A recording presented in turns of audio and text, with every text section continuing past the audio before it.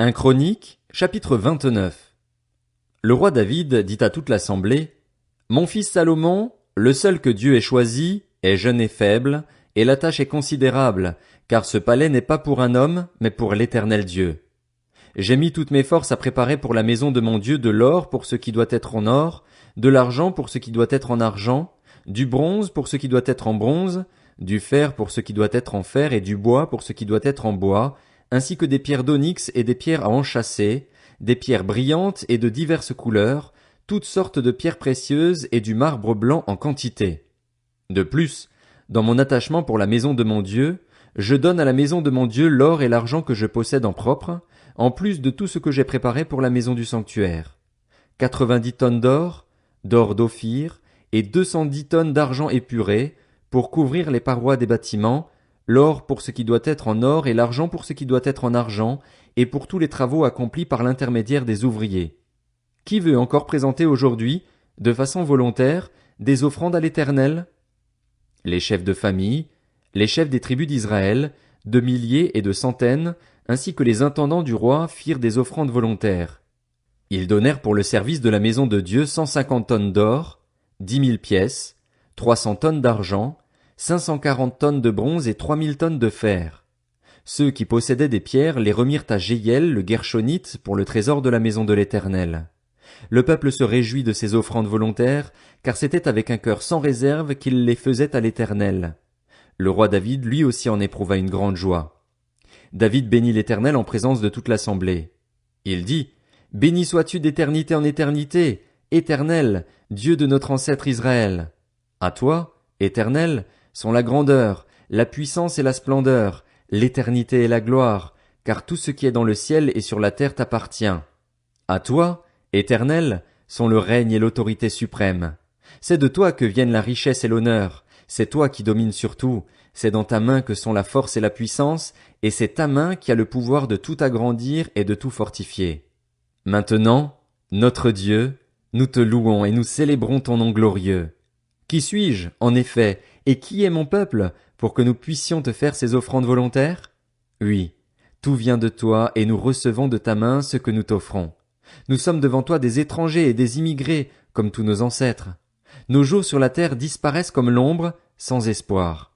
Éternel, notre Dieu, c'est de ta main que viennent toutes ces richesses que nous avons préparées pour construire une maison en ton honneur, en l'honneur de ton saint nom, c'est à toi que tout appartient. Je sais, mon Dieu, que tu es capable de mettre le cœur à l'épreuve et que tu aimes la droiture. Aussi, je t'ai fait toutes ces offrandes volontaires avec un cœur droit, et je vois maintenant avec joie ton peuple ici présent agir de la même manière. Éternel, Dieu de nos ancêtres Abraham, Isaac et Israël, garda toujours ses intentions dans le cœur de ton peuple et affermis son cœur pour qu'il reste tourné vers toi. Donne à mon fils Salomon un cœur attaché sans réserve au respect de tes commandements, de tes instructions et de tes prescriptions, afin qu'il les mette tous en pratique et qu'il construise le palais pour lequel j'ai fait des préparatifs. David dit à toute l'assemblée, Bénissez l'Éternel, votre Dieu. Et toute l'assemblée bénit l'Éternel, le Dieu de leurs ancêtres. Ils s'inclinèrent et se prosternèrent devant l'Éternel et devant le roi. Le lendemain, ils offrirent en sacrifice et en holocauste à l'Éternel 1000 taureaux, 1000 béliers et 1000 agneaux, avec les offrandes liquides qui les accompagnaient, et un grand nombre d'autres sacrifices pour tout Israël. Ils mangèrent et burent avec une grande joie, ce jour-là, devant l'Éternel. Ils proclamèrent pour la seconde fois Salomon, fils de David, roi.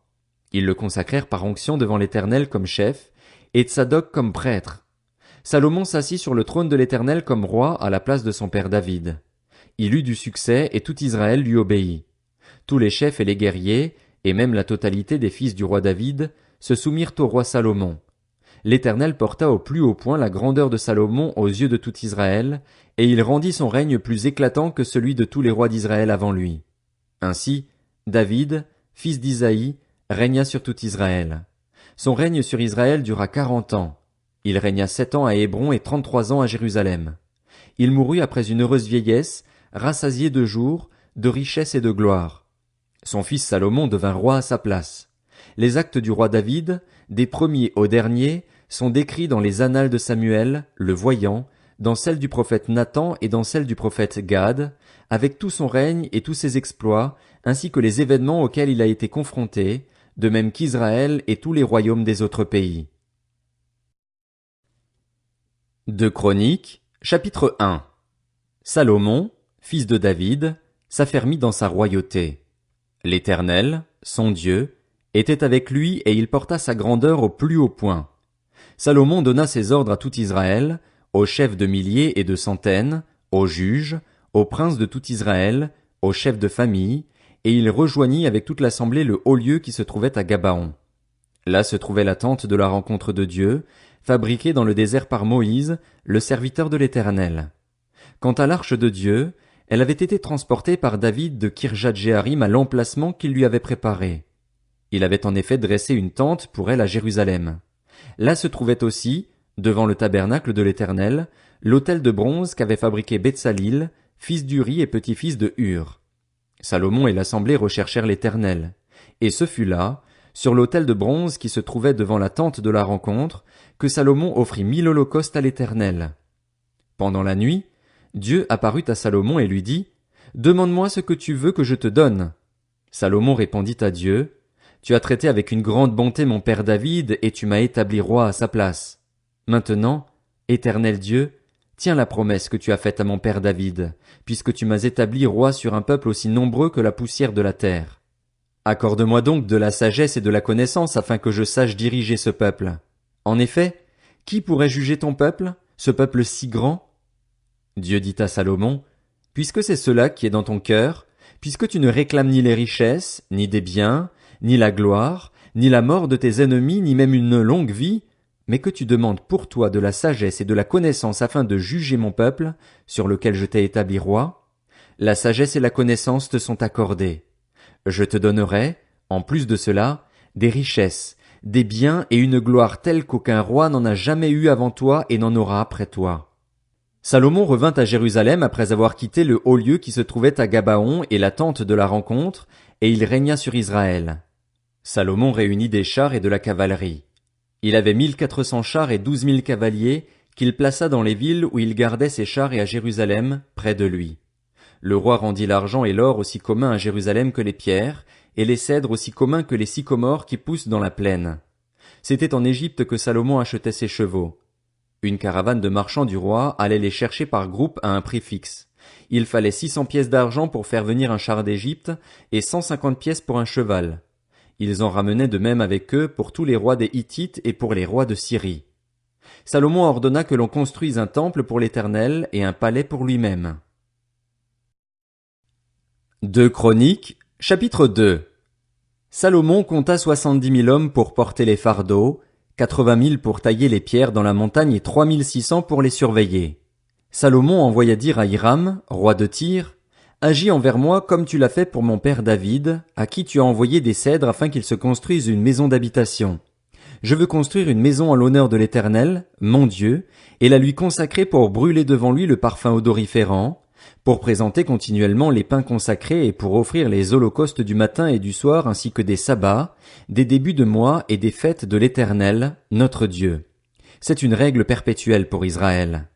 Le temple que je veux construire doit être grand, car notre Dieu est plus grand que tous les dieux. Qui est en mesure de lui construire une maison, puisque ni le ciel ni même les cieux des cieux ne peuvent le contenir? Et qui suis-je, moi, pour lui construire une maison? Elle servira tout au plus à faire brûler des parfums devant lui. Envoie-moi donc un homme habile pour travailler l'or, l'argent, le bronze et le fer ainsi que les étoffes teintes en pourpre, en cramoisi et en bleu et qui s'y connaissent aussi en sculpture. Il travaillera avec les artisans qui sont à ma disposition en Juda et à Jérusalem et que mon père David a choisis. Envoie-moi aussi du Liban du cèdre, du cyprès et du santal. Je sais en effet que tes serviteurs savent bien couper les arbres du Liban. Quant à mes serviteurs, ils seront avec les tiens pour me préparer du bois en abondance, car le temple que je vais construire sera grand et magnifique. Je donne à tes serviteurs qui couperont, qui abattront le bois, 4 400 000 litres de blé foulé et d'orge, ainsi que 440 000 litres de vin et d'huile. Hiram, roi de Tyr, répondit dans une lettre qu'il envoya à Salomon, « C'est parce que l'Éternel aime son peuple qu'il t'a établi roi sur lui. » Hiram ajouta, « Béni soit l'Éternel, le Dieu d'Israël, qui a fait le ciel et la terre de ce qu'il a donné au roi David un fils sage, prudent et intelligent, qui va lui construire un temple et construire un palais pour lui-même. Je t'envoie donc un homme habile et intelligent, Huram-Abi. Il est le fils d'une femme issue de la tribu de Dan et d'un père tyrien. Il sait travailler l'or, l'argent, le bronze, le fer, la pierre et le bois, ainsi que les étoffes teintes en pourpre et en bleu, les étoffes de fin lin et de carmin. Il sait aussi réaliser toutes sortes de sculptures et élaborer tous les projets qu'on lui soumet. Il travaillera avec tes artisans et avec ceux de mon seigneur David, ton père. Maintenant, que mon seigneur envoie à ses serviteurs le blé, l'orge, l'huile et le vin dont il a parlé. Quant à nous, nous couperons autant d'arbres du Liban que tu en auras besoin. Nous te les expédierons par mer, attachés en radeau, jusqu'à Jaffa, et c'est toi qui les feras monter à Jérusalem. Salomon compta tous les hommes étrangers qui habitaient dans le pays d'Israël, et dont son père David avait fait le dénombrement. On en trouva 153 600. Il en prit 70 000 pour porter les fardeaux, 80 000 pour tailler les pierres dans la montagne, et 3 600 pour surveiller et faire travailler le peuple.